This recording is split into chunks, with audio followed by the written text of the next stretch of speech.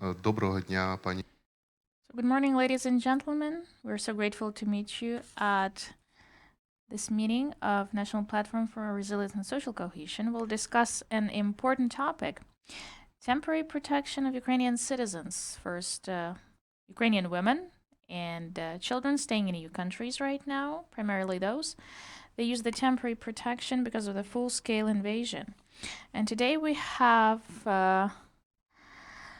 our meeting launched by National Platform for Resilience and Social Cohesion. NGOs and experts are gathered by it, a platform for dialogue and communication, for mediation, reconciliation, and this is actually the topic today we have related to Ukraine's future, related to the current situation, and what consequences will be given by the situation for the nearest future, short-term, mid-term, dimensions as well. We have today experts with us who had a very substantial study performed. They presented some policies on temporary protection. They generated some recommendations for Ukraine and for EU states, for both. And we really want today to discuss all those issues. All right, then. I pass the floor to Ms. Yulia Tyshchenko, co-founder of the National Platform for Resilience and Social Cohesion. Yulia, please.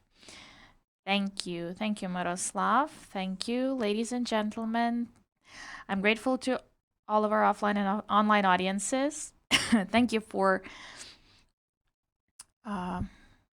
sharing your time with us. As Myroslav said, yes, it was preceded by a very in-depth activity, deep activity. Why we took this topic, you know?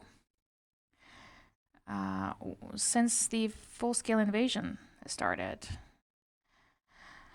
According to various calculations, we have like various figures given, different statistics, but almost 7 million Ukrainians, mostly women and children. The vast majority of these, they left Ukraine. They came abroad, and at different moment they stayed in EU states, mostly in EU states.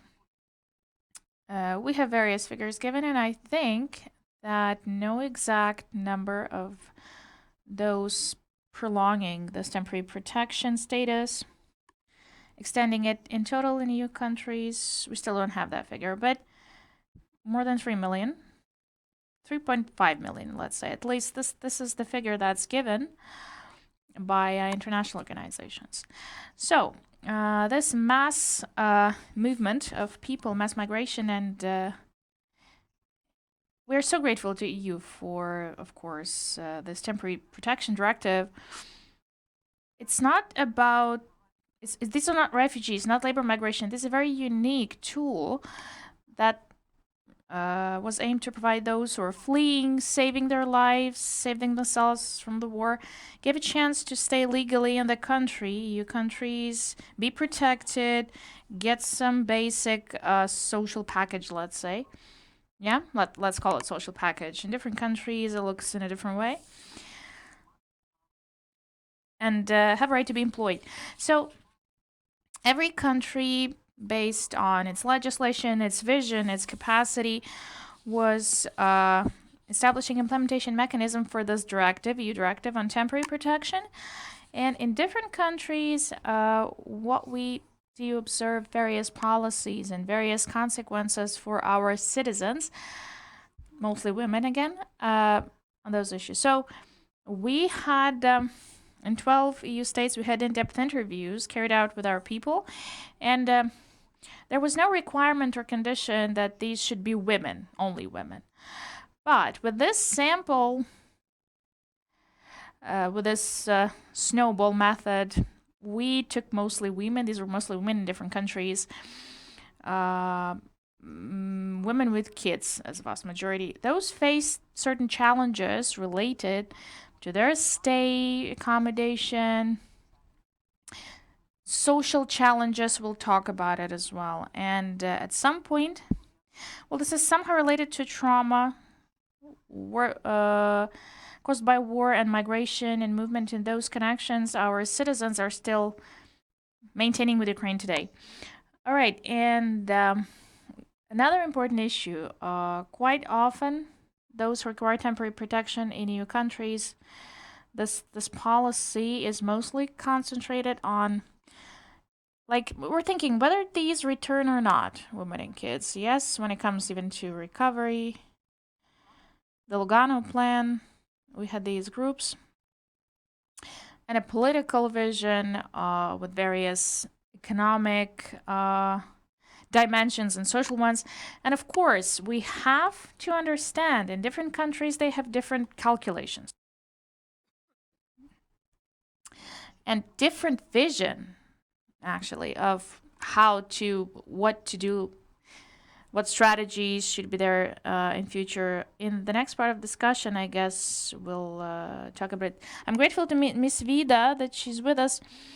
Well, we will listen about some considerations, how the paradigm and strategy change for our women staying abroad. But I think that for Ukrainians, it's important to support connections with our women and children, Ukrainian women and children, to keep that connection. In my opinion, the substantial consequences, demographic, social, political, we'll still not fully realizing it, but we will realize and analyze. It's too early to have some conclusions made. It's like an ad hoc survey. So what we've seen and what we see right now, how this directive functioned, what challenges we actually were facing. So it's not just our opinions, okay? So this is the experience our women were sharing in EU states. And based on results of these interviews, we've formulated a set of political recommendations. One of the products of this study is a manual, we can call it, for those who are interested in various EU states. What should we focus on when we work with our citizens, with our women and men both abroad? It's not just our idea, because a year ago we had a demand from various governments and experts working with governments, a demand for certain nuances. So what should be taken into account to provide all necessary conditions for our temporary protection seekers? And we had that idea. This manual, this guide, is somehow universal, so maybe in future it's just very raw. It may be complemented because we still have these challenges not vanishing elsewhere. But this is our vision anyway. This is our vision that corresponds the study, the interviews that we had with our citizens. Thank you. And I guess we'll continue the conversation right now. Thank you, Miss Yulia.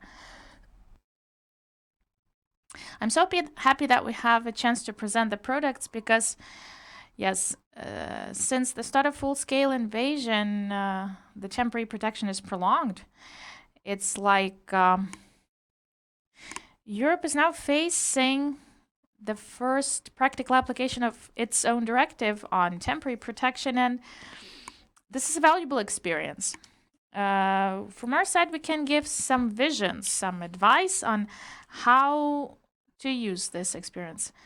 Yes, first we had this directive coming as a challenge, as a solution for Balkan challenge, but in full scope, I guess it wasn't applied then, and there is a difference between those who ask for refugee status and those who ask for refugee status and temporary protection, according to directive. Yes, this is a bitter experience, and I would like Europe never to get that experience anymore, but it actually is getting it right now with Ukrainian women and kids. Thank you, Yulia. Miss Yulia, do tell us about the survey that platform was handling. Thank you. Thank you so much, colleagues. Thank you. Greetings. Thank you for your participation, for your attention to us.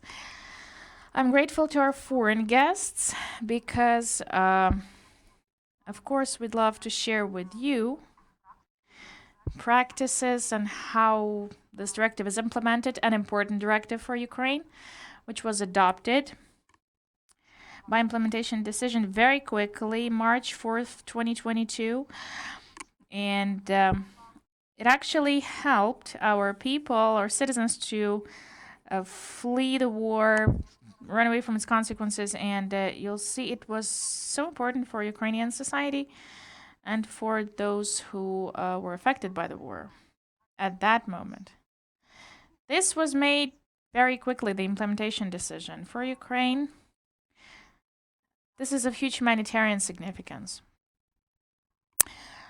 In details about methodology, so we managed to have in-depth interviews with Ukrainian women in 12 EU states. So we have a list of countries. By the way, you can see these: Italy, France, Switzerland, Belgium. 22 people were interviewed in total. We had the survey carried out in August, September last year. So some information may already be like obsolete, but I'll just tell about it, okay? Something could have changed. I'll tell about the changes. What is the task? What was the task that we set? We set a task first. Can we have a slide? To find out due to which reasons people left, what were the circumstances pushing them away, in which conditions they stay right now, and with what problems they face, like what problems they have if these problems are there. So what would be feasible to recommend? What can we recommend to European society and European government and Ukrainian government to handle those problems, or at least to promote its solution, to facilitate it? If we speak about the most basic, the most generic, impressions. So first thing I'd like to say, people, our respondents in particular, they were grateful to EU states so much. And Switzerland, they were grateful for accepting so many of our citizens. People realize this, and they realize how much did Europeans do to support them and basically to save. Because we try to find out where did people come from and what they've come through. Among our respondents, we have those living Mariupol, Kherson, which was occupied, we know at that moment. Our citizens managed to leave Ukrainian settlements, Sumy, Chernihiv, where there were hostilities, also Kyiv region. They left Kyiv region during the occupation. Also, many people out of those settlements, which are under constant artillery and missile shelling, Kharkiv, Dnipro, Zaporizhia also. So people, let's say they saw the war, they've seen the worst manifestation of war, I can say, and in the vast majority of cases, they were miraculous. They had this miraculous chance to leave Ukraine with the help of volunteers, with huge threat to their lives. And implementation decision that was made, of course, it was of huge importance and of huge relevance. It was like made that fast. It was signed that fast. It's really a very proper decision, and it's really important for Ukraine. But just coming back to what was mentioned by people, how they basically, like, accidentally they managed to get to a certain country where they were brought by volunteers, maybe. So they stayed there, mostly. And if we go back to problems, we have to consider the fact that directive and the relevant decision to implement it, it stipulates, first of all, minimum standards of protection. When we speak of refugees' rights, yes? Relocated people who relocated within these mass relocations. So minimum standards, okay? And when we started talking to our respondents, the problems they were facing, we can group these in 3 blocks. Okay, can we have the following slide, please? No, it's that. Thanks.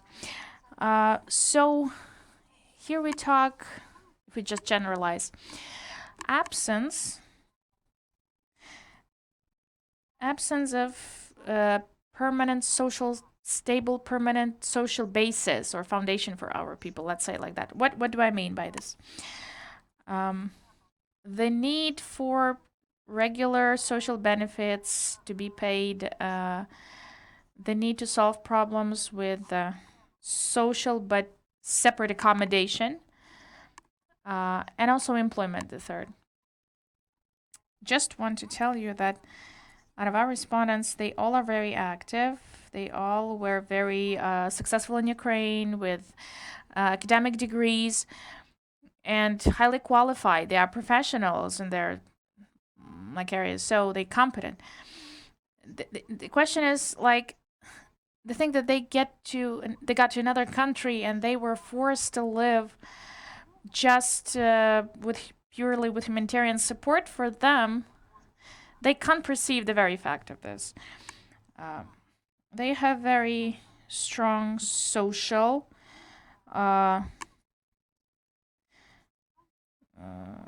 position. They mentioned they don't want to be a burden, social economic burden for EU states which accepted them. So they're ready to work and to contribute in economies of the countries, host countries, and respectively to provide for their families. So, if we talk about employment, we spoke of so many problems. First of all, for any employment, you need to have a recognition of diploma. And it would be really good to have some accelerated procedure, because we have the procedure, but it's too long and it's a little bit of bureaucracy. Ladies were saying that if this procedure was a little bit more simplified, it would be easier for them to confirm and validate their qualification in European countries. Language courses, for these to become more accessible, to master the language and start and actually get some job of higher qualification. When it comes to employment, Miss Olena Semyorkina will tell about it on specific recommendations, but on employment, one thing to mention that maybe European countries and governments should consider some privileged conditions, some privileges for employers who hire Ukrainians. And that way we can facilitate them to employer people. So if we talk about accommodation, I just want to say that European states and host communities provided social accommodation. They still do it. They provide it to Ukrainians. But mostly we speak of collective accommodation centers, like dormitories or, I don't know, certain camps. If this is a private dwelling, then just living with a family. European families also accept Ukrainian people. But for considering the fact that war is not coming to its end, unfortunately, it lasts over a year, these standards stipulated by the directive these are of urgent humanitarian nature, and these mostly cover short-term perspective. But even if we consider the fact that people have stayed there for more than a year, the collective accommodation centers or premises, these are not convenient, for people, or for kids, to live their full life, or their mothers. Quite often they have elderly parents staying in the same location. So it would be really so good to facilitate, maybe give some privileges for Ukrainians to rent accommodation, because currently this individual social accommodation is not stipulated for Ukrainians. Miss Olena will tell about it in details. I pass the floor. Yeah. Thank you, Miss Yulia. Thank you. And so many people, primarily women and children who move to EU states, it's not a burden. It's a chance, an opportunity, because it looks strange, but in this way, Europe is getting acquainted with Ukraine, with our people, evaluating our behavior and our image. And despite this bitter experience, Ukrainians get to know Europe better, So it's a mutual, it's like a forced Euro integration, but not in the way that we wanted to get it. But somehow we are approaching to each other. Cultures, nations, states are approaching each other. So it's really important, I guess, to talk about some European values and conditions and norms and standards, regardless of the origin, for all the people. Olena Semyorkina, analyst of Ukrainian Helsinki Union Human Rights, she'll tell us more about recommendations, something that we can give to Ukrainian government and governments of the EU states. Thank you, Miss Olena, please. Thank you. Myroslav, for Ukrainian speaking audience, I will just put the slides Yulia did mention, and we will duplicate this in recommendations already presented by Yulia Tyshchenko and Miss Yulia Kaplan.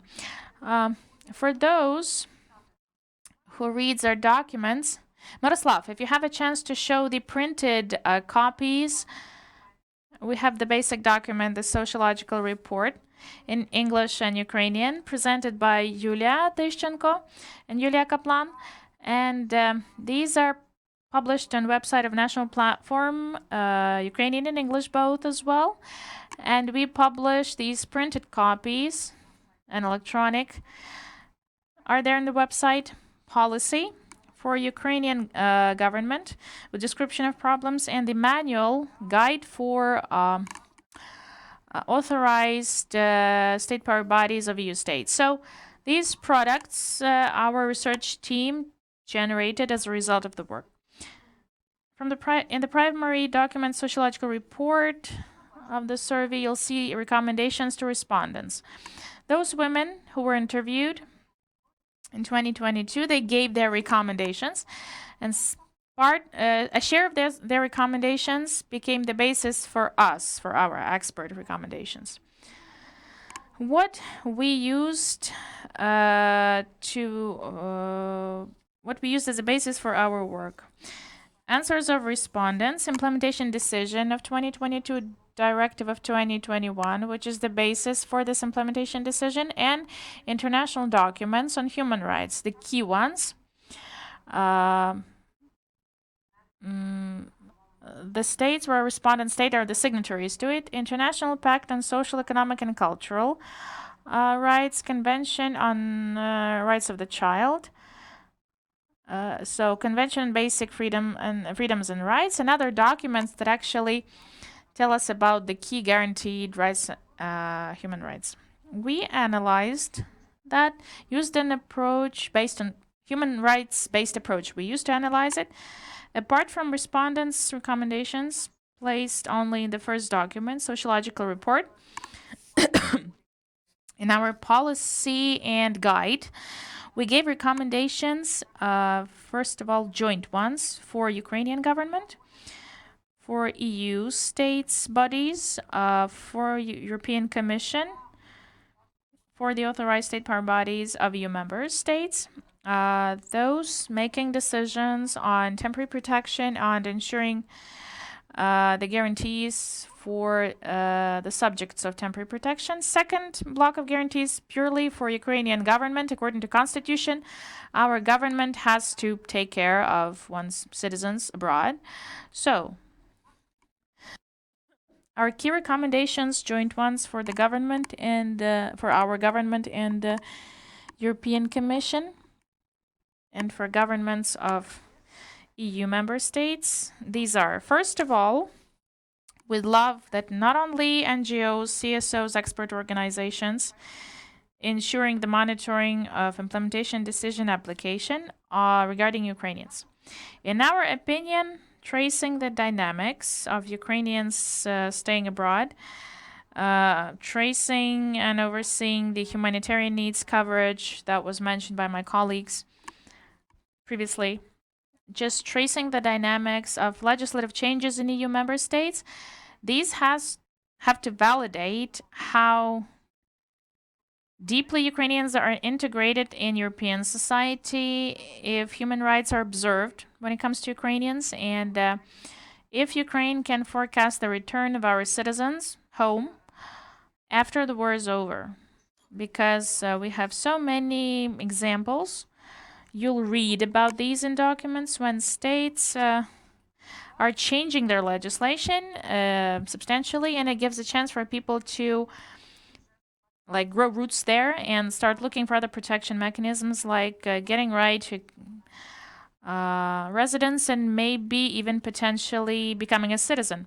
How Ukraine is evaluating these processes, government experts should do it, giving conclusions and forecasts for the state policy.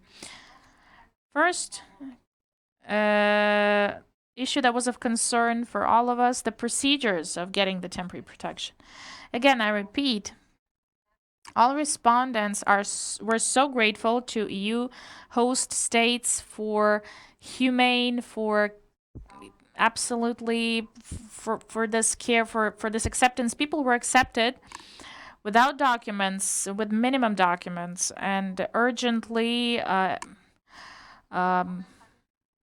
accommodated elsewhere. But the procedure itself is over bureaucratized, and we recommend to revise these procedures. These are urgent decisions, yes, but the situation in Ukraine is still hard, and nobody knows how many people are about to leave the to EU, and it's really due time to have joint consultations at the level of EU bodies, and they have to revise the procedures first of all. And just simply to trace the opportunity, if there's an opportunity to create, by the way, implementation decision and directive stipulate this, to create these joint databases to minimize the burden of people to collect the verifying data and documents. We can do it, by the way, by combining the databases and combining procedures within the European Union. In 2022, the situation was hard for everyone, for host party, for our people. So within the first months, when our people relocated to EU, not much information was there about how you can get temporary protection and guarantees. Now, much more information, of course, but still, there is a situation when people is not aware of local language. Nobody knows the procedures, so we recommend to have these consultations to stipulate an opportunity for free legal aid provision to people looking for temporary protection, at least before they get it. On social economic component of the policy, Yulia Kaplan mentioned, definitely the majority of respondents really want to have an opportunity to be employed remotely, working remotely, but in Ukraine, and we prepared recommendations on how to stimulate our employers, Ukrainian employers, and to contribute to economies of host states. And one of the key recommendations, is to create horizontal connections and networks, consultations at the level of Ukrainian governmental agencies, host state agencies as well, for EU member states to understand Ukrainians better, our educational standards, medical support, concepts, protocols, professional standards, to ensure maximum simplification and facilitation for people to adapt, those who live in the EU, those who can't return right now.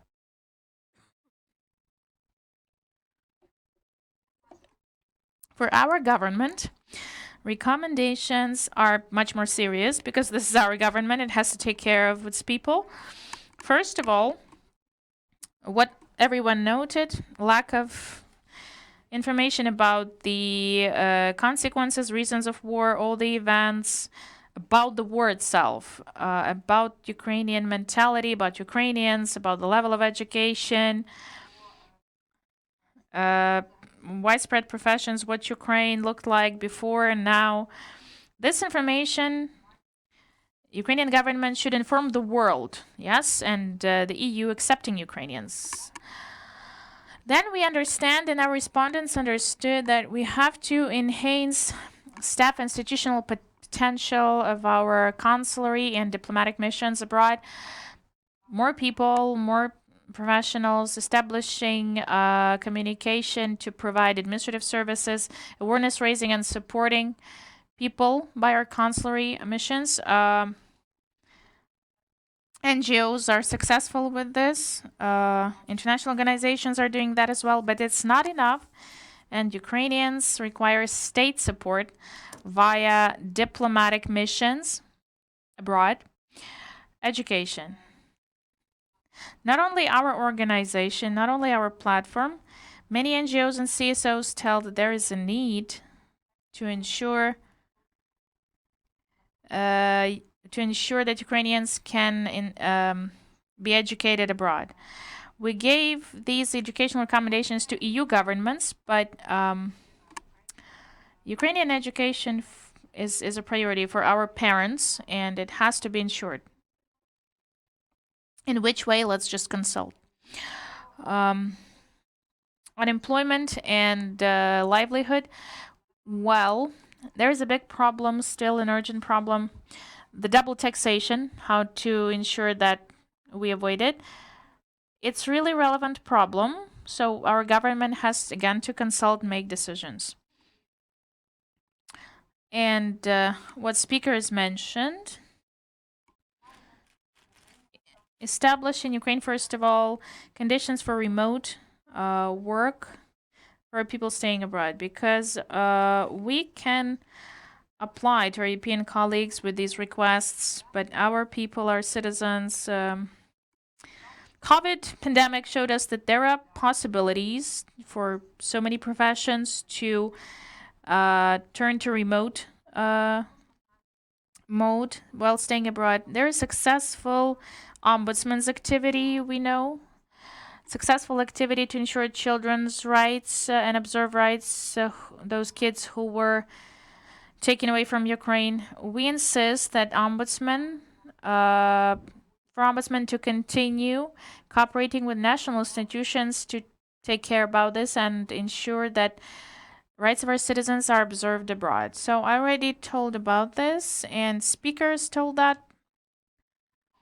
So many NGOs and CSOs, international and Ukrainian, helped our people to employ there. We can see that there is a big potential of improving these recommendations.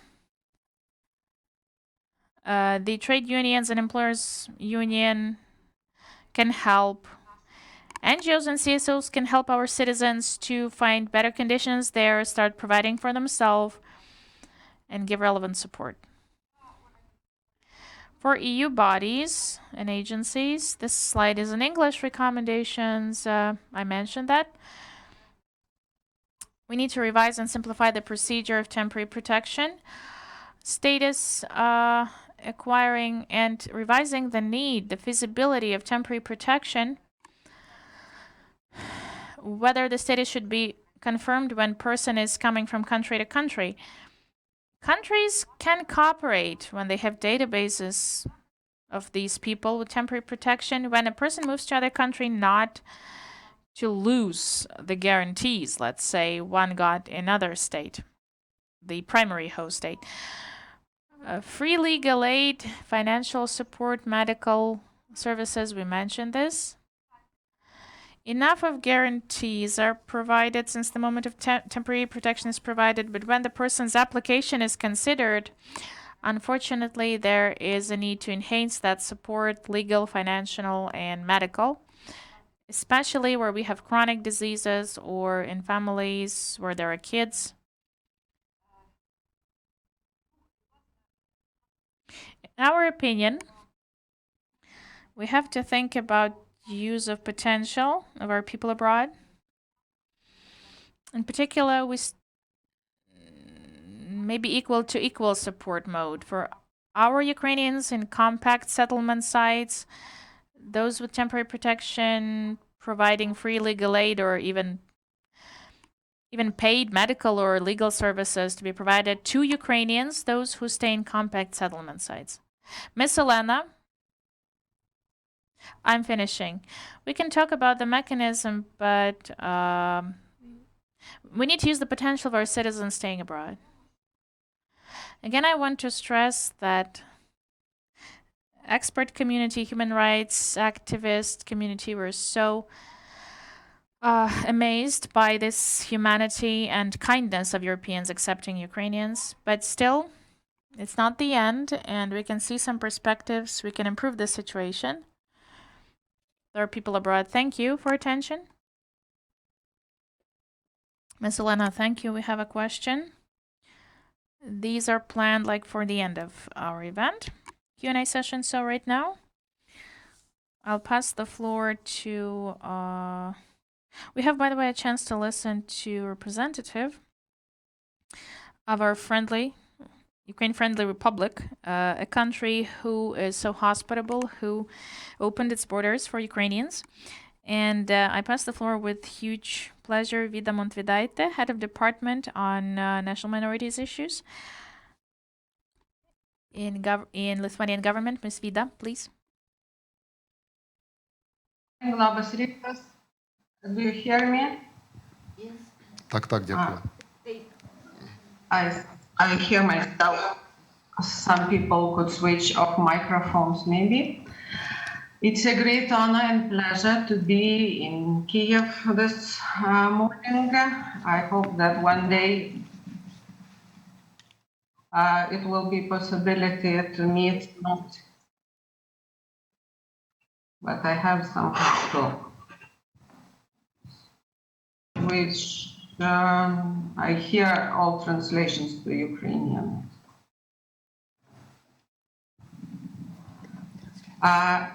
This topic is very interesting for us. Maybe some technicians could help because company who is providing technical support to switch off translation from my computer. Вибачте, пані Віда. Miss Vida is hearing the translation in Ukrainian. What should she do to speak? Vida, just a minute. We will try to handle this.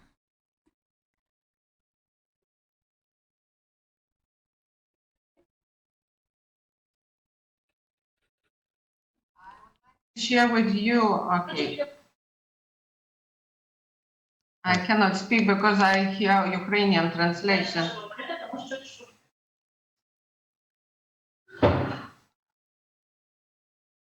It needs some technical, I think, support. Так, одну хвилинку. Just a minute.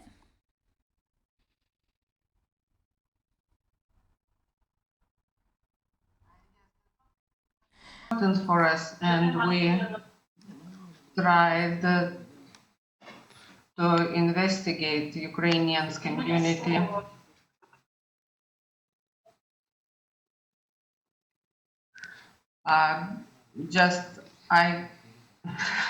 Very complicated to speak, listening translation.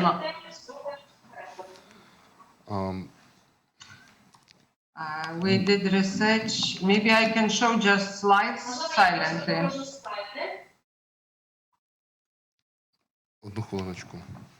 Just give us a minute, please. 1,000 Lithuanian citizens. In 24 cities, 40 villages, and we did research about Ukrainian community, and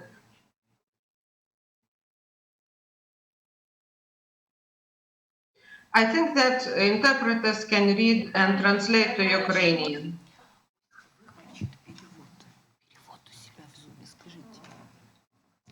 Пані Відо, чи могли б ви Miss Vida, can you turn off your translation because you're the one to blame in this case because you need to turn it off in your computer. That's why you hear the translation in Ukrainian.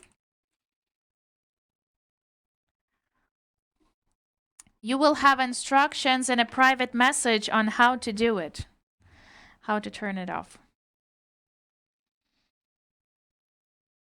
In a private message that we can see.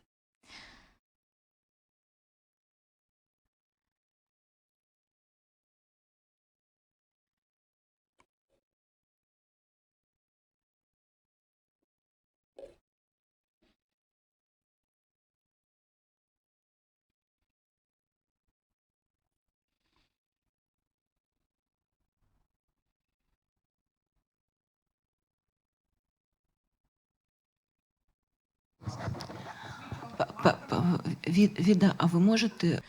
Vida, please, can you turn off your sound in the in computer? Please, can you turn it off? You'll just keep the microphone. Let's try like that. Сейчас слышите? Да, отлично. You hear the sound is okay? Yes, tape. О, дякую дуже. Thank you so much. And sound on your side is okay? Все супер. Yes, great. Start from beginning. Now I switched off somehow. Sound. Yes, the topic you are talking today is very important for us too. And from spring, we made a survey about the Ukrainian community in Lithuania and about our society, how we feel, because it was really an unexpected event. This war then started, and the country of emigration, we became immediately in one night, we became country of immigration. In spring, in last spring, we counted more than 80,000 refugees. After 1 year, numbers in this spring shows about 50,000 refugees in Lithuania. It means that 30% of refugees or moved to Ukraine back, or they moved somewhere to other countries. We do not have statistics where they left, just we have such legislation that Ukrainians, to maintain refugee status, they have to register. And this document is legitimized for 1 year. In this spring, 50,000 of refugees decided to prolong stay in Lithuania. For our societies, a huge and complex question, how to be helpful to Ukrainians, how to maintain resilience in our society, how to cope with propaganda, how to cope with stereotypes and fake news from Russia. These are topics what are in the area of our activities, of our department activities, and we made sociological research. As I mentioned, more than 1,000 Lithuanians were asked. We asked many questions about psychological status of our society, how they feel national policy in our country, do they feel some tensions. We do not have much time, I understand. Just one slide want to show.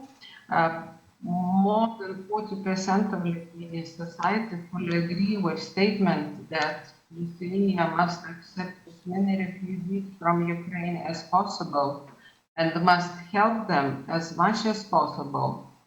And I already showed in one international event, because it is a tricky question and tricky answer. The second part of the slide, refugees from Ukraine are closer to me than refugees from other countries.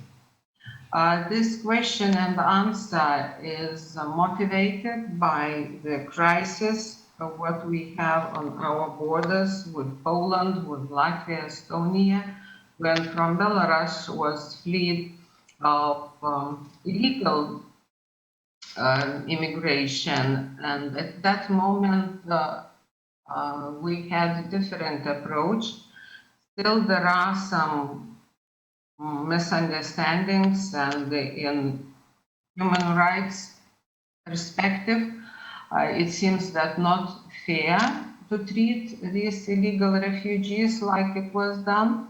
But our society has strong emotional support for Ukrainians, and we see absolutely different reasons why people left homes, absolutely different reasons why they appeared in our country. So strongly support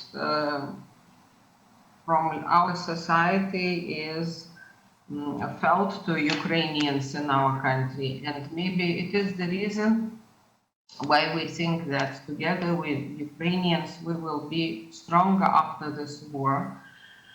And hope for as quick as much possible end of this terrible situation. Maybe for you would be more interesting to see some answers Ukrainians in Lithuania. It was done some months ago, March and April, and you see we asked even more people than colleagues in your previous research. More than 200 refugees were asked in this survey, and we wanted to speak with people not only in capital, in big cities, but in small cities, how they feel, what are their attitudes towards their homeland. Yes. We think that situation is good in the area of national minority policies, because you see more than 87% did not felt any discrimination by nationality or language. And the same percent feels that our society are friendship and positive to the new wave of people which arrived not by the willingness to our country. And the challenge was mentioned in previous reports about state language, about language of communication. We see it's now as a main challenge for these people who are staying in our country, who have plans to stay, is knowledge of state language. And we see that more than 50% of them, more than half, knows a little bit of places to work and to live satisfactory. 38% they do not know language. Certainly, these aspirations to study state language directly are connected to the wish and the determination to stay or to return back to homeland. We saw from the same research that about 30% of people who are staying in Lithuania, they think to stay for rest of life or to connect their careers, professions in our country. It was before. Now we find that about 40% after 1 year decided that they prefer to stay in Lithuania, not to move to other European Union countries. And we think that we have to work more close with them to identify their needs. And we have now discussions in media, in social media, how we can help these people more, especially with language courses. It was mentioned in previous reports, and we talked several times with Yulia while she was staying in Lithuania for a short time, that people with higher education, with university degrees, they shouldn't stay in low-skilled work sphere. They shouldn't work jobs which do not require higher education. In our country, all procedures are done as much possible shorter and clear, but the language question is a tricky one, because for many years, when we regained our independence, we did much for state language status, not to use Russian language, especially in social life. And at this situation, we are in a such psychological crossroad, because for majority, bridge of communication with Ukrainian refugees, whom we love so much, or to whom we are so emotionally connected, is through Russian language. It is for you and for us, it's quite emotionally and psychologically complicated issue. So we are trying to help as much as possible for Ukrainians in our countries to study Lithuanian language. Maybe we are not so successful as Latvian colleagues, because they, in our international meeting last month, they said that about 4 million euros Latvia is planning to spend in this year for Ukrainians in Latvia to study Latvian language. So if it's interesting for you how Ukrainians will be better integrated in our countries, in Baltic regions, certainly it comes with knowledge of the state languages. About sense of belonging of Ukrainian refugees, because we have had historically very small Ukrainian communities which lived after Second World War, arrived to our country, or descendants from former times, and this community was 2,000-3,000 people. Now, certainly it has grown, and for us it's interesting and important for the Department of National Minorities to know and understand new Ukrainian way.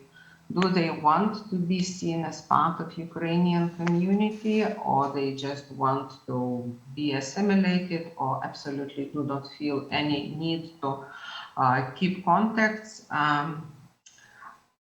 Still, we see that 12.9% of people who live in our country, they participate.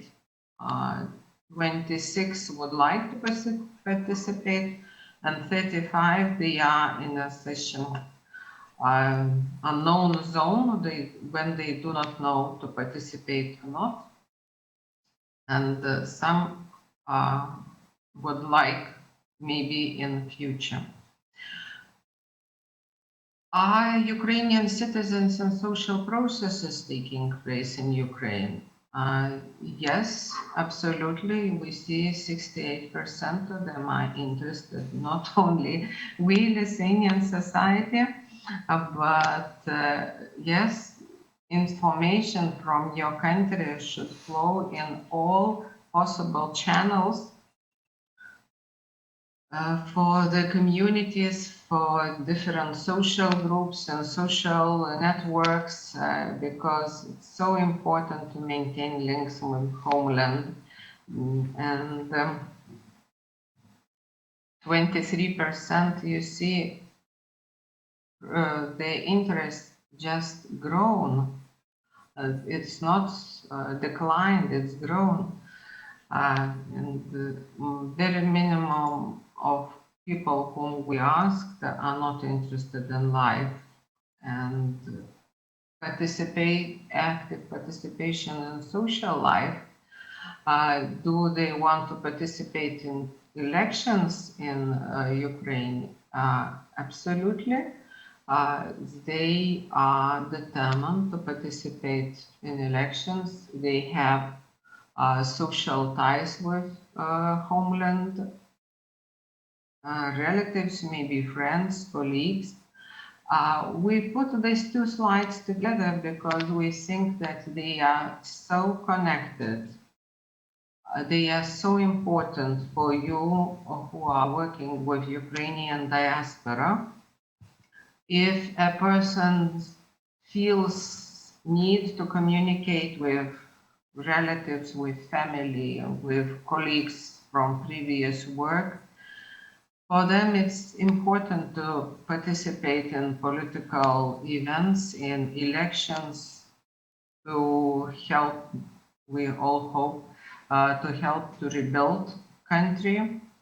And if people do have very little contacts, for them it's not likely to participate in political events in elections, which for citizens are crucial thing to show their connection with Poland.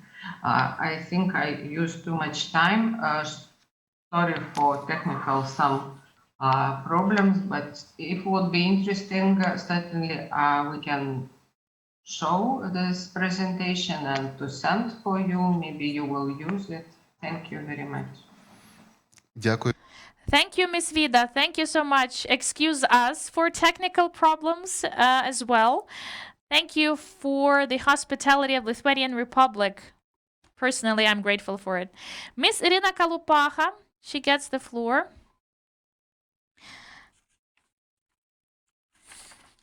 She's presenting the Secretariat of Ombudsman of Ukraine. Miss Iryna, please. Good afternoon. So thank you so much for this opportunity. I'm grateful for the previous speakers for their substantial surveys and for presentations. I would love to ask organizers to transfer these presentations. Definitely, we will analyze these. We will study that, and we will use it in our activity. Okay, so I would love to mention a couple of figures and some facts regarding this topic, which of course is of huge importance when it comes to our citizens. So, due to the war against Ukraine, almost 13 million people had to flee, had to run away, and I do hope that, and they fled because they wanted to save their lives. These are the official UN data that we use in our activity. Apart from it, there's also a fact that approximately 22 million people crossed the border with Ukraine in 2022, since February 21st, 2022. And we also know that more than 19 million people came to the EU states.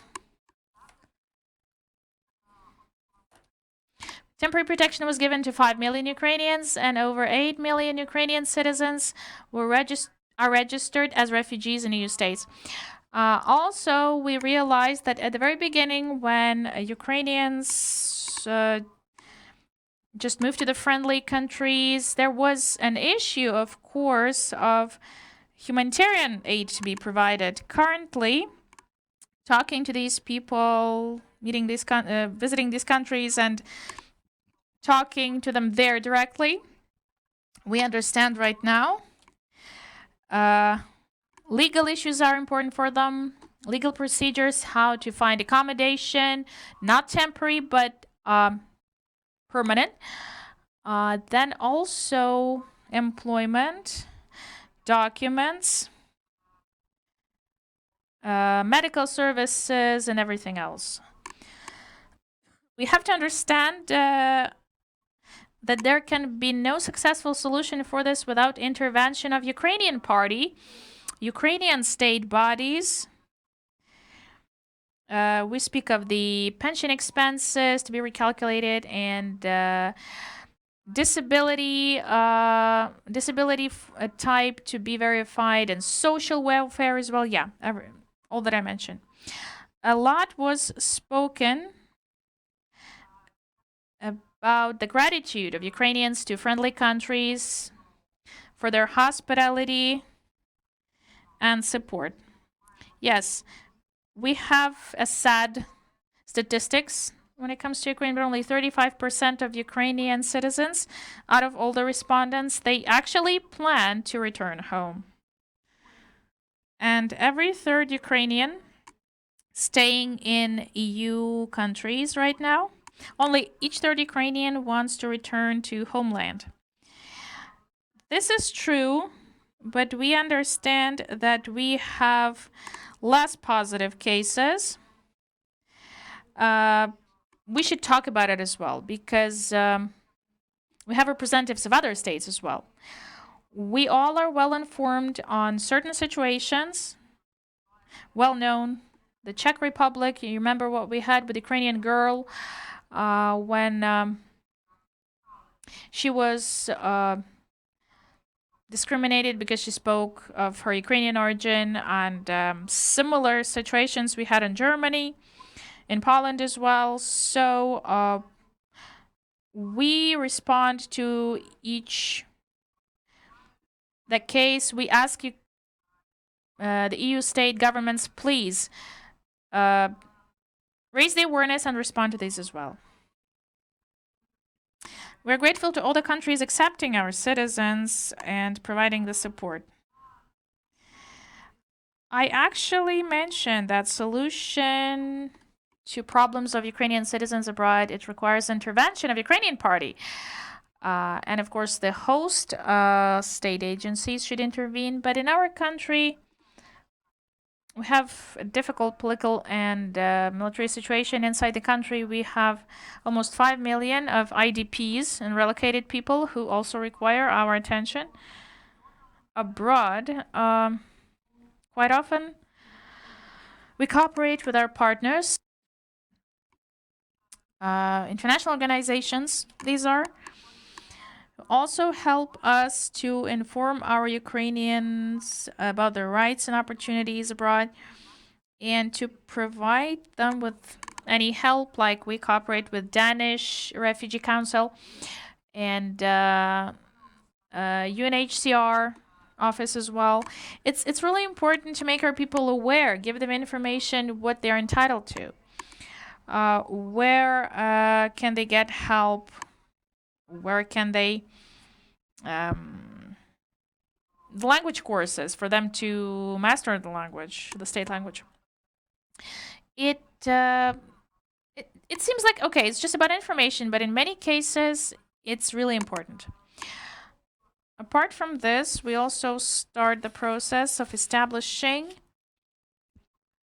the clusters, or let's say the offices or representatives of ombudsman will be there. We have these in 2 states so far. These ombudsman representatives, I hope, will extend it. Ombudsman's representative is in Great Britain and Ireland right now. and the Ukrainian citizens can communicate with them. The hotline in the Ombudsman Secretariat, you can actually use it if you stay abroad as well, a special phone number. Each of those requests gets a response. We never leave anyone beyond. We realized that definitely these figures are so demotivating for Ukraine when it comes to Ukrainians returning. Potential. We have to work more.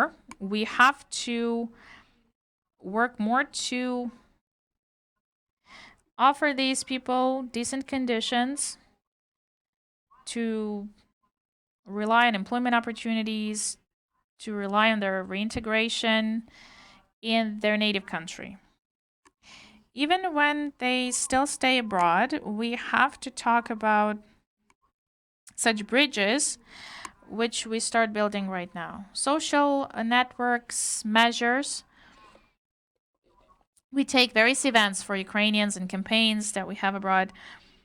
If and how we can split this common pain, if even staying far from each other. I'm so grateful to organizers of the event, and I'll be so happy to get the materials that you actually presented for us to use it. Thank you so much, Miss Iryna. My gratitude for your time and your interest, and thank you for your job. Definitely we will share all the materials, and it's important also to find out and understand how the situation affects the migration processes. Oleksii Poznyak, head of migration process sector, Institute of Demography and Social Research, National Academy of Ukraine, National Academy of Sciences of Ukraine. Good afternoon. So yes, truly these events that we had happening last year, these led to unprecedented, since the World War II times, unprecedented migration flows. Ukraine is one of the biggest in demographic dimension, one of the biggest countries in the world. Sorry, in Europe. And even if we relocate a small share of Ukrainian population, it's a huge amount of people.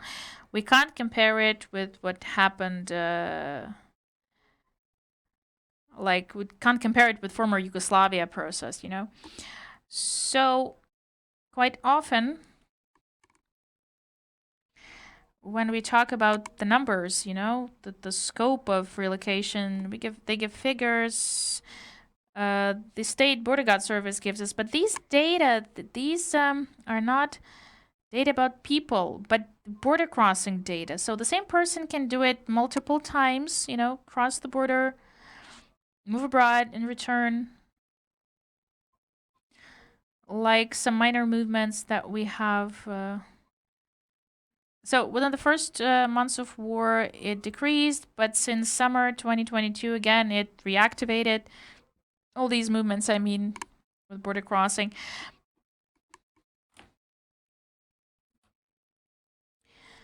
You know that when we had this duty-free vehicle transportation, for example, women or men aged 60 plus were moving abroad to take those vehicles there, you know, and just driving those vehicles across the border. So these people are just transporting the cars for certain needs. And also women's temporary visits they pay to their men. It all affects basically the statistics when we take this border crossing statistics in particular. What it actually tells us that this new phenomenon is really hard to be analyzed correctly. In this context, it's important. What is important was valuable. Every single survey carried out, especially the one presented, the qualitative survey, without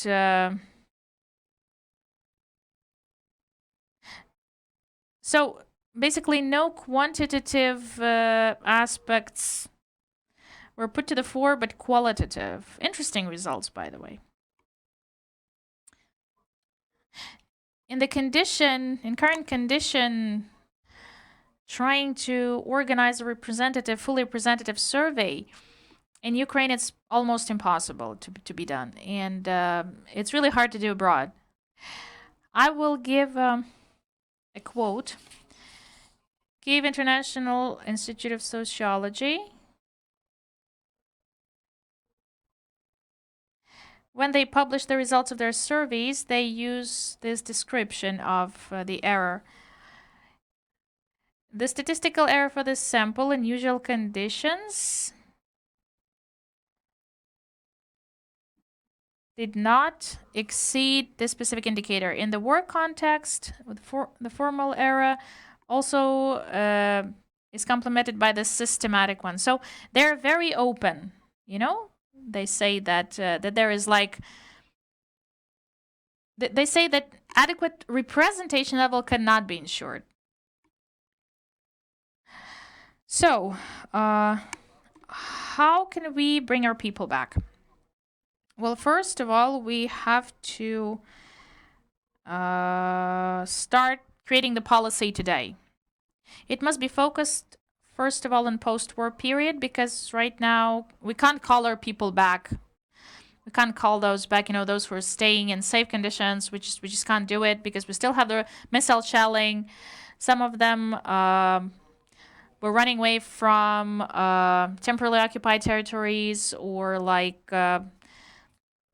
areas close to hostilities. So it's not a case. What is the most important thing today? Strengthening connections with Ukrainians staying abroad. We have to show them in every way that Ukraine is remembering about them, that we take care of them. They must feel that Ukraine needs them, you know? They have to get this feeling.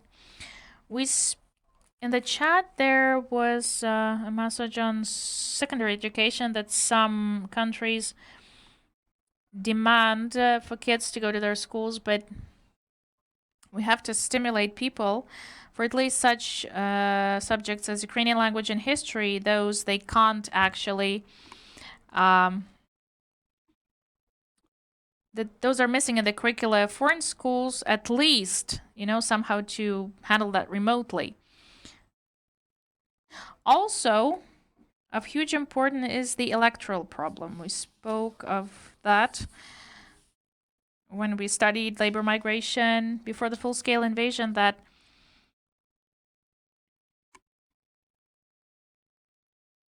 ensuring the opportunity to take part in election, it's one of the key elements which would tie our migrants to Ukraine. Formally, there is a right to take part in elections. Nobody can say that it doesn't exist. But in fact, you have to move to another part of the country just to go to a diplomatic mission, register, go and vote, and like many people feel that this is like a big challenge and obstruction. So we have to use the global experience, and we have to implement for certain categories of migrants the remote voting mechanisms. We somehow have to use it, you know, by mail maybe. After the war is over, the opportunity, well, people will return depending on the situation in Ukraine. If we manage to attract investment, we had these meetings on post-war recovery in Ukraine, the international events, and many countries decided to be responsible for recovery of specific regions. If everything goes well, Ukraine may be very attractive, not just for our citizens who left, but also for even residents of our countries and citizens of other countries. In this case, we'll have it. In general, the analysis of surveys shows that the key factors all related to Ukraine. So first, we have the hostilities to stop. There must be ceasefire. No shelling, missile and artillery shelling, of course. Bringing back our occupied territories and it affects even more comparing to loss of accommodation or legal status in the country of stay. And definitely, it's quite a big bunch of opportunities we have to get special programs to bring people back. One warning. Host countries have their own interests, people, and quite often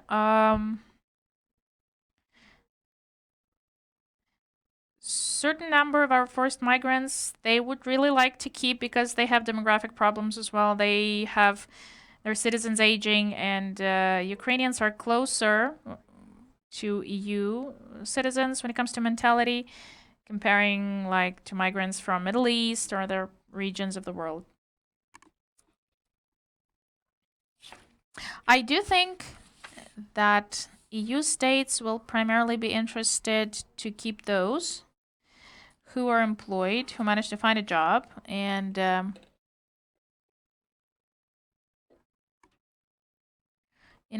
those who get social support for these to return. But again, with the help of investors, we have to create the best conditions and attractive conditions for Ukrainians. The business climate, favorable climate, and then we may even expect to have those people return, those who are wanted so much by the host countries. Okay, thank you, Oleksii. Thank you. Very valuable observations. Thank you for being interested in our work, and you are so correct. Definitely, our people will return only if they know that Ukrainian economy is developing. It's like a vicious circle. For economy to feel better, we need to have more people, skilled, qualified people. For people to return, they need to have a strong economy. So the chicken and the egg, yeah? In this context, we need to start thinking, of course. I'd like to pass the floor to Ms. Daria Mykhailyshyn, economist of the Center of Economic Strategy. Okay, you may not answer about the chicken and the egg. Maybe we'll know more. Ms. Daria, hello.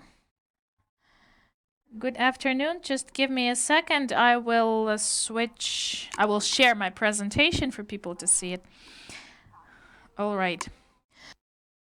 In my presentation, I'll concentrate on one of the issues mentioned as the issue of the discussion, the conditions for Ukrainians to stay in the EU. All the results I present today, these are based on the survey, a sociological survey with Ukrainians staying abroad. InfoSapiens, we invited them to do it, and we had 2 rounds of the survey. First one in November, December last year. The second one recently in April, May 2023. And of course, these are very tentative results because, as Oleksii says, a lot of problems are there with sociological surveys abroad, but still we tried to think of the methodology, and you'll read it in the full report, by the way. The first round report is on our website already, and the second round report in July is about to come. So this was the introduction. I'll come to results directly. It's just like, okay, it's a tentative result. Much more you have on the website. Interesting thing is there. Which support is received by EU agencies and EU states? This is the percentage of Ukrainians in different EU states getting different types of support and aid and assistance as of April, May 2023. And we can see that huge number of Ukrainians get social welfare in all the countries, but especially Germany. It's quite distinct because they have social welfare and these provide accommodation, language courses, and the type of welfare received by Ukrainians is different from country to country. In Germany, many Ukrainians get unemployment benefits and subsidies to rent dwellings. They can find accommodation, and So the state will pay the rent and free of charge. They can master the language free of charge. In Poland, mostly the payments our Ukrainians get, it's for the kids, the children's welfare. Not enough to live for a whole family to live with it, but Ukrainians without children, they don't get the money, respectively. The level of social welfare. What can it cover, basically? Yeah, again, as of May 2023. We can also see that Germany is the most generous country. We can see that for 18% of our people, it's enough with this welfare to just live normally. In Poland, 62% of Ukrainians cannot even cover the basic needs. So it's a confirmation again that the level of social welfare, its monetary value is different. In Poland, it's quite small. Okay, it's interesting to see the economic status of Ukrainian refugees. They evaluated themselves with all the incomes they get and payments and welfare and all the package. Maybe other sources of income they do have. And we can see that Ukrainians lost a lot in economic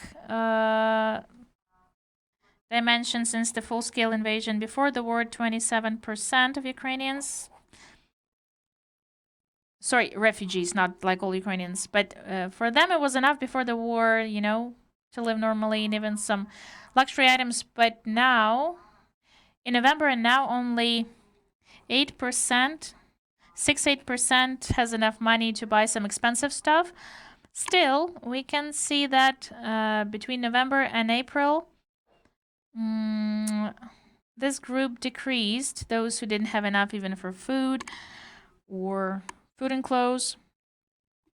The majority still are in the category that's enough for food and clothes, but they need to save and stop buying expensive things. Ukrainians managed to a little bit improve their economic situation in EU states, but it's really, really the pre-war level, economic level, is still far away. The last thing I just wanted to mention today is what is the attitude of locals to Ukrainian refugees, and how this attitude is changing.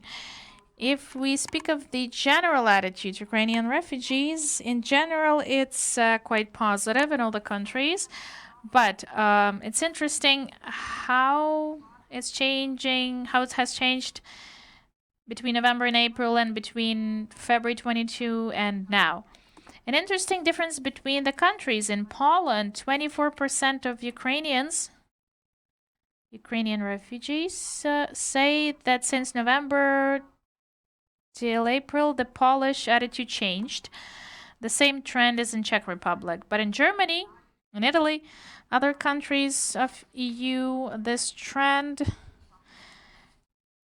negative trend is not that substantial. It may be related to bigger pressure at employment market in Poland and Czech Republic. So compared to Germany, that's, well, because in Germany, they get more of social welfare, higher level. In Poland and Czech Republic, we have more Ukrainians who have to start working, and they compete at the labor market, yes, with Polish, with Czech, and other residents. And that's why Polish and Czech can perceive them more negatively.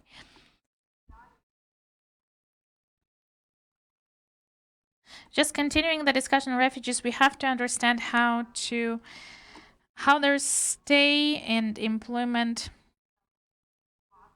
may affect the attitude of locals towards them. And unemployment, welfare, and other welfare, how may it affect it? So this is all for now. If you want to get more, we have a full version at the center's website, but it's all for today. Thank you. Daria, thank you for your interest. I want you all to go to your website of Center of Economic Strategy. By the way, I think it really complements very well what we did. Ms. Daria also led us to an interesting topic. It may be interesting for us, the conflict issue, okay? Even the circumstance that our people, competed labor market in Czech Republic and Poland, this may lead to certain tension. We can see it.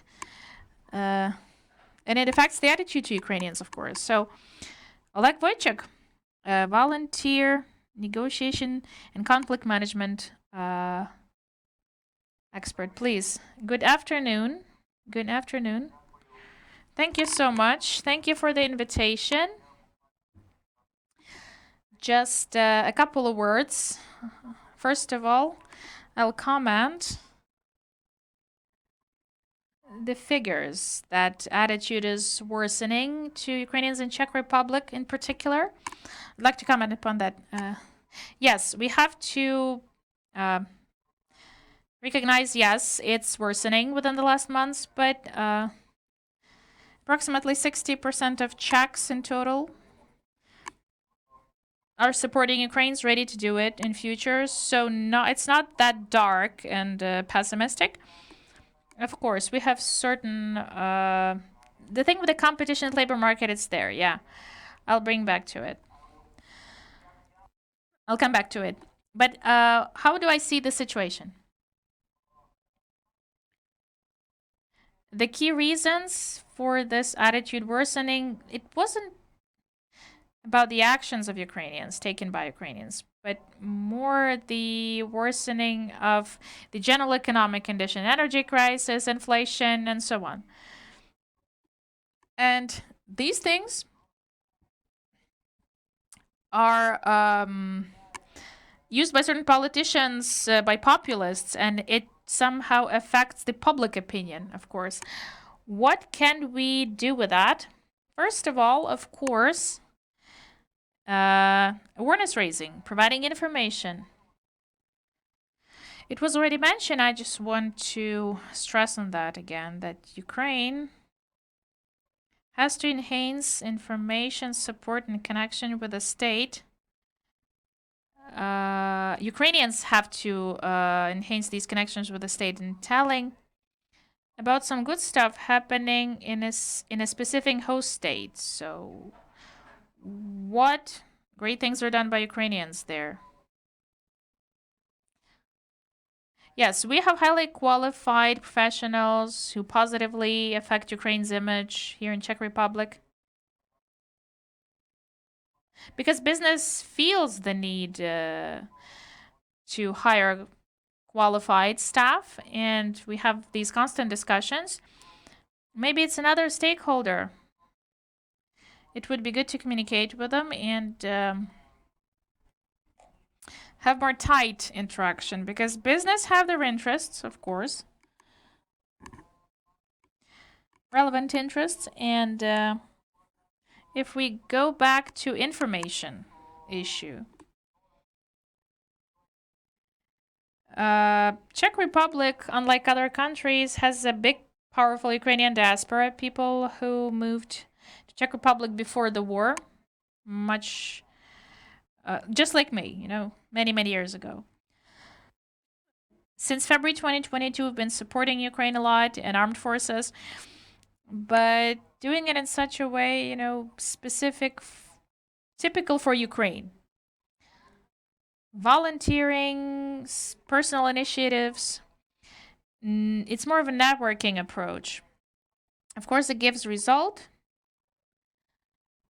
but it would be really good to have some more systemic decisions. So, in informational aspect, it would be really good at the level of state, at the level of media, to think of the narratives we really want to bring to people, not just Ukrainians staying in Czech Republic, to Czechs, simultaneously on channels, which communication channels, with which groups do we have to communicate, do we want to communicate? Again, I'm stressing, there is a group of Ukrainians, diaspora, regionally or locally, they now help with what they can, but this is more sporadic, spontaneous. If and it looks like a marathon, not a sprint, but we need it.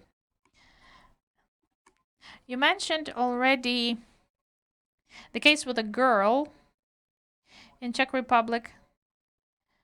It never was kept silent. It was there in the media. There was a broad discussion and a lot of information, and of course, this behavior was absolutely negatively taken, and the president of Czech Republic met this woman, and it was a certain message to society. These things should be disclosed, not just in Czech Republic, but beyond. We have to understand that the support is there. It will be there. About the conflicts. Conflict is a thing nobody wants to talk about. Yeah. We have the conflicts, but this is a part of our life. You can't fully ignore them and avoid them.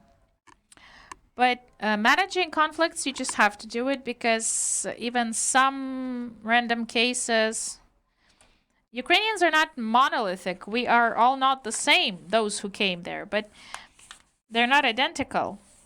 You just have to think that if the conflict is there, and when it comes to the media environment involving Ukrainians, it has this additional connotation, yeah? Additional pattern. These are Ukrainians, they come here.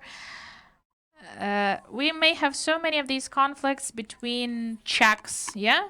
And it will not be specifically important or significant. Not much was mentioned of it, but I want this to be mentioned. Conflict management. Conflict resolution. Some urgent things. If the conflict is where, and we have to just solve it. As proposals, what we do as volunteers, as NGO, CSO, we try to create mobile teams with Ukrainians professionally responding to these conflicts. How we did it in Liberecky district, I just want to express gratitude to Ukrainian Mediation Center, Helena Yeremenko. We had trainings for Ukrainians. We delivered trainings, and later they resolved conflicts in a more professional way. We have different conflicts and multilateral conflicts. You have to realize that different groups, for Czech Republic, it's the same. They have their own interests, These interests has to be understood. You have to know what these are and consider these. Preventing conflicts is important as well. It's again for a long-term perspective. Mobile teams, we have these not just in Czech Republic, Switzerland, Poland, they have these.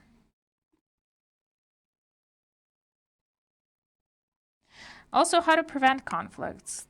This should be a little more systemic. For me, it's about cultural ties, historic parallels. We just have to handle that stuff. I'd like to stress on that and say that except of these other things, these conflicts can negatively affect the situation in total, the situation of Ukrainians. If we pay attention to it, we do it more systemically, not just volunteering in NGOs, church representatives. Churches gather these communities supporting Ukrainians. Then conflict resolution. In compact settlement sites, we may have these conflicts. In schools, where there are so many interests are crossing, parents, kids, state, and so on.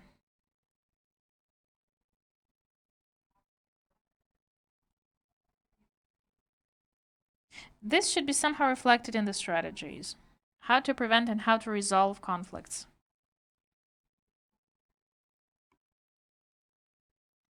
In general, asking like if these return or not, people live with a high risk of high level of uncertainty. This high level of uncertainty is affecting their decisions. We already heard that, like employment and education. For example, in Czech Republic, we have a simplified procedure of recognizing diplomas, and many Ukrainians use it already, and it works. But what do you do then when you have the diploma recognized? Then it's obligatory to master the language. Yeah?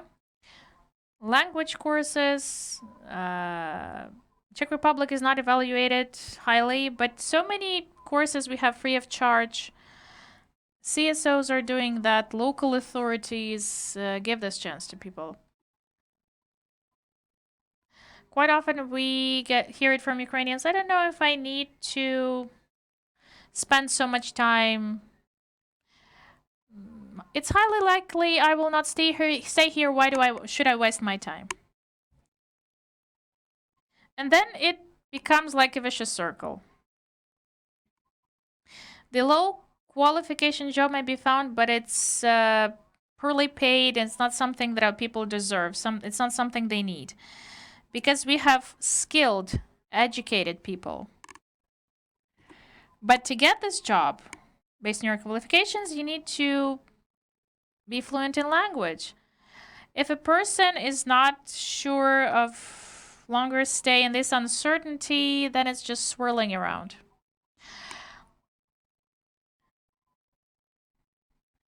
If we speak about prevention of conflicts and long-term aspects, we just have to understand how do we work with our people. Okay, the uncertainty stage. If we invest in long-term projects, we will not just waste the resources. If Ukrainians return to Ukraine to recover it, and we will still have this uncertainty. Will they be ready to live in it, or they stay here? This, in both cases, will be for the benefit of Ukrainians. Another issue I wanted to mention: employment. We as volunteers contact with business. We have local meetings at local level. Business is directly meeting people, Ukrainians, interested in employment. They really want to get a job. Maybe we need somehow to think about it. At the state level, it should be handled somehow to promote business, encourage business, to give opportunities to Ukrainians to master the language, but it's a state level. But such simple things may be done for Ukrainians to meet those people who can give the job and potentially who can hire them. Important thing I want to mention, and this is the source of conflicts mostly. Kids in schools and education. And we heard that we want that Ukrainian kids, again, to get Ukrainian education. This is okay. This is proper. But it contradicts the laws and the interests of certain groups in the host countries, like in Czech Republic. The law directly tells that kids should study here and go to Czech schools. Yeah? And a certain conflict is there because kids have to study online in Ukrainian school, and they have to go to like Czech school, for example. How to make a decision for parents? It's hard. There is a tension and misunderstanding and conflict.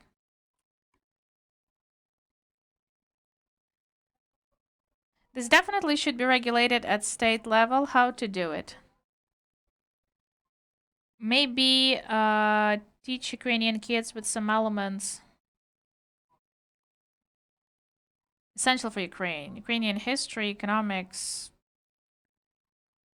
and recognize it in Ukraine, or some other solutions, but these require more systemic and state-level decisions. Thank you. That's what I wanted to say. Thank you. Thank you, Oleg, for your observations. I think we're coming to the end of this panel discussion, and now we have questions and answers. In Zoom we had, and in Facebook we had questions. Some of speakers even partially answered this, but before we go to that session, Miss Yulia Tyshchenko has a comment on what we heard before. Thank you so much. I just, it's not just a remark or a comment. I can even answer a question on conflicts and the seekers of temporary protection. I really don't want to use the word refugees, please. Conflicts with refugees in EU countries, with refugees from other states, yes, it exists. In different countries, we have different social groups, strata, where Ukrainians may have tense interaction. Arabic states, refugees, and Ukrainians, this is like the competition for social resource. Conflicts in terms of Russian narrative affecting societies of different countries, I mean the EU member states in particular.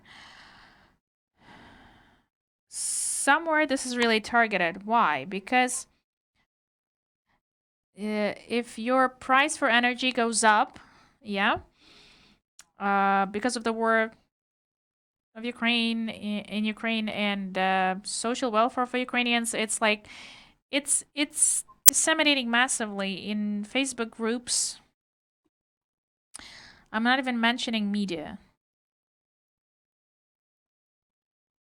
Disseminating these messages. It's a challenge not even for Ukrainians, but it's a test for European unity. Those who are providing support to Ukraine. And it's clear that there is a social competition and so on. Yeah, we heard language. I may be mistaken. I think within a year to master a language of, maybe in Czech Republic it's easier because it's pretty similar, but Sweden, yeah? The B2 level or C1, when you have kids and social problems, I think getting that level, yes, we have positive cases and success stories, but this is a big challenge, reaching that level. It's about long-term strategies, of course. A question on diploma recognition in particular in the chat. I can read it, by the way. Okay, Reisa Kulczycka. Miss Reisa, in different countries, they have their own implementation mechanisms. It's different. We heard from our Miss Vida, it's like it's simplified there.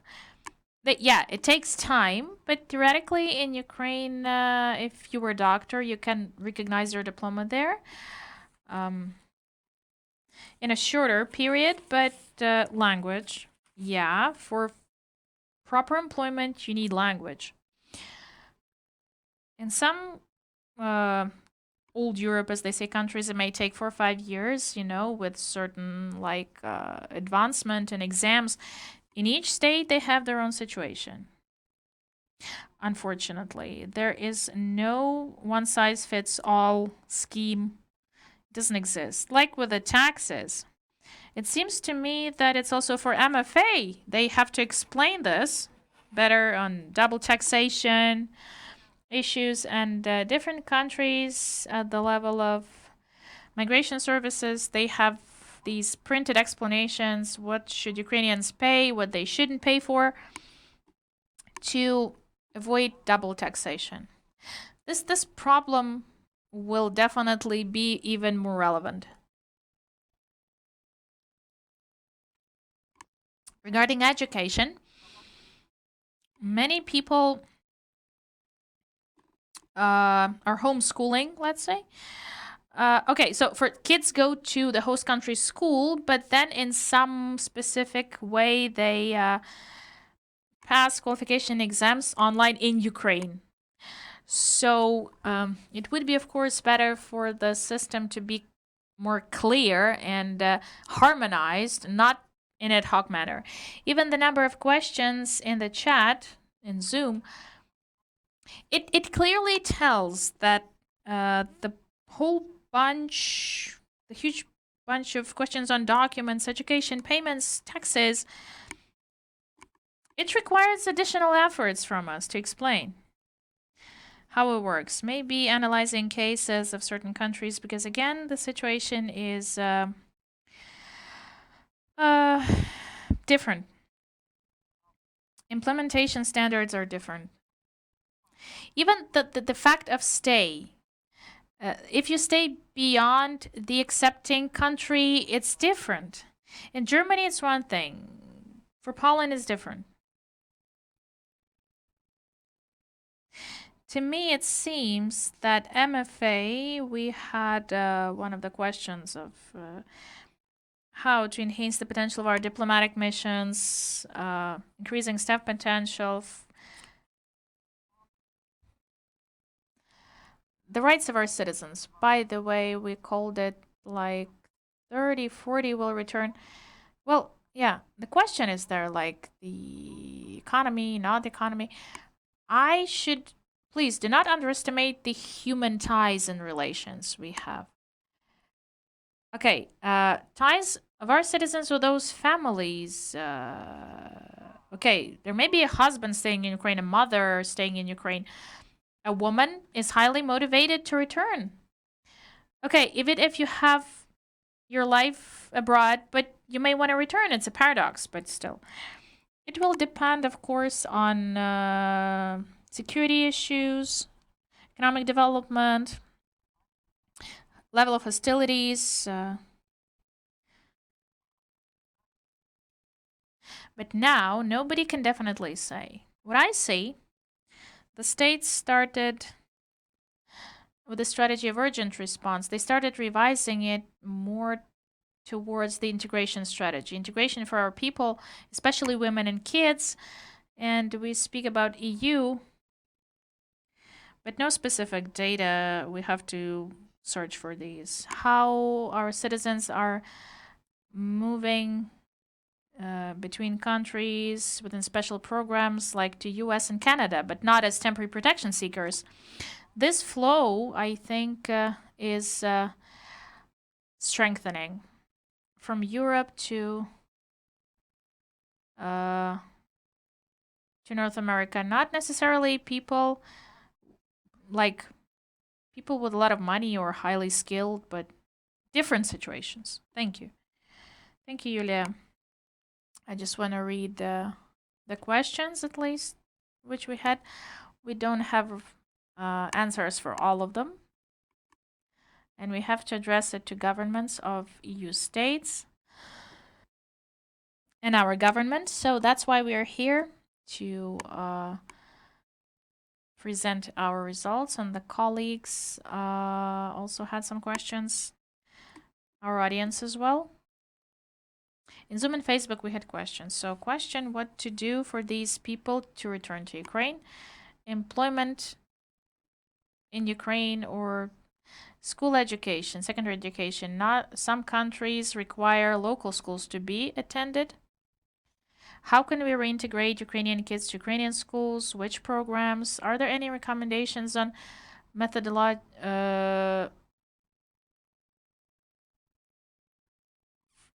For example, Ukrainian pastors, what can they do abroad? Like double taxation issues. This question is answered. Comparing the quality and approaches to education abroad in Ukraine. These are different. Those who return from abroad, they will compare and say, it was not like this, and now we had it differently. This will be a pressure on educators. That's how people perceive it. A question also on nostrification of diplomas, recognition of diplomas. Partially answered that. Also, question on access to Ukrainian books abroad, libraries, bookstores, cultural centers, especially kids' books. And a very relevant question. We can't avoid it. We all have someone who is staying abroad. Yulia Kolesnikova wants to comment the statement that Ukrainians who left, it's like they betrayed Ukraine. They don't believe in our country, don't have faith. They use their rights, but they ignored their commitments. The civic duty, they forgot about it and left the country. Quite an acute one. I'll start with the last one. The thing is that in social media in particular, and more broadly in Ukraine, we have this discourse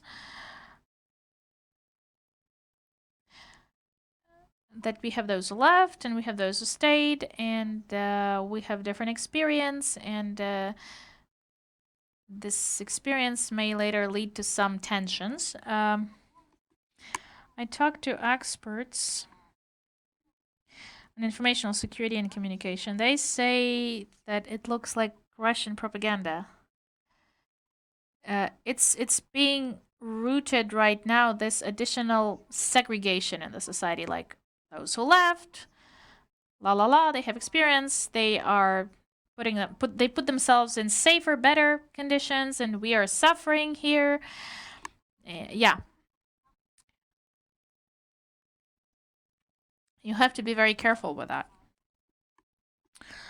What are the sources disseminating this? Who is saying that? Who is stating that? It really looks like manifestation of enemies' propaganda. They want to split the society. I'm pretty sure they won't be able to do it. My advice, please, just ignore that. What we started with our survey. Where and due to which reasons people left abroad to the EU states. We gave you the settlements they left. Mariupol, Kherson, Sumy, Chernihiv. Trust me, those who would love to return to Kherson right now, they can't. To Mariupol, of course they can't. To many other regions, they simply cannot. And when this becomes possible for people to live safely with all basic needs covered, social, economic, cultural, infrastructure, housing, when this shall be recovered, nobody knows. Yes, it shall be recovered, but nobody knows when. People have nowhere to go, basically, today. Thank you. Thank you, Miss Yulia. You're absolutely right. We have to remember who is the one to blame. The actions of which state, which aggressor state led us to that. That is why we're actually now talking about conditions. We have this discussion just because Russian Federation committed an act of aggression against Ukraine. That's why we asked the question. We're about to finish the discussion, questions in the whole, but very, very brief and last one. A question. Maybe someone of you knows. And then a question to Ombudsman's Office representative, a special one. It's not a secret that more than 10,000 men of conscription age, they left illegally. Do you know the perception of those countries to these men, of the host countries? Do they apply for refugee status or this temporary protection status? And to Ombudsman's Office, a question. Does office take care of them as well, you know, their lives? If, for example, they ask if something is violated, some of the rights are violated. Thank you. Thank you. Maybe you can answer the question.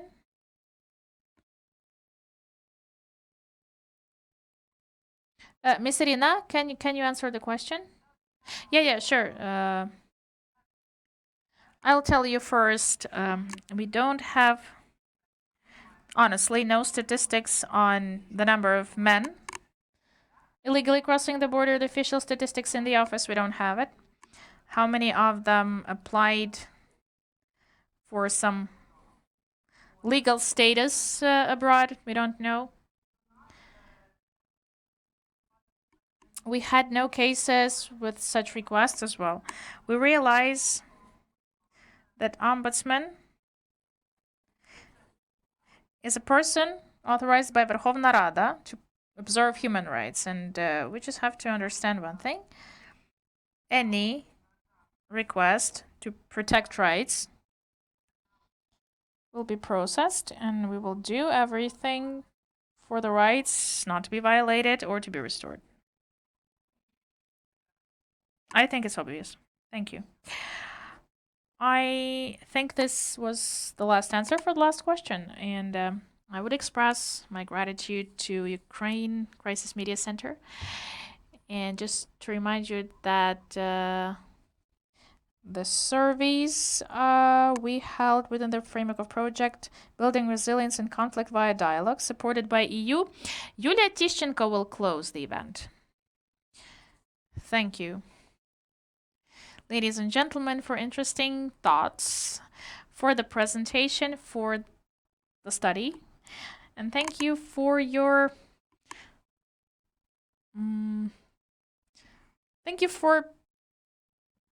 analyzing this really multifaceted and relevant problem in humanitarian aspect, in demographic aspect as well, in recovery aspect.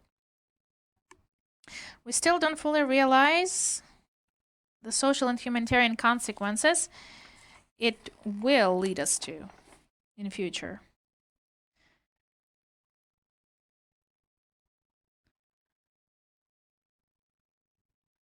I think that when our citizens return to Ukraine, when we finally have the victory, I don't like the statement people as resource, but Ukraine will be a country with all EU languages mixed here, Polish, Portuguese, now all of them. We will be the melting pot, and this will be the resource for these people, for their development, and for the ties. The war is a tragedy, but it opened Ukraine to the world. And Ukrainians got a chance to see EU from various perspectives. Definitely we have to handle that.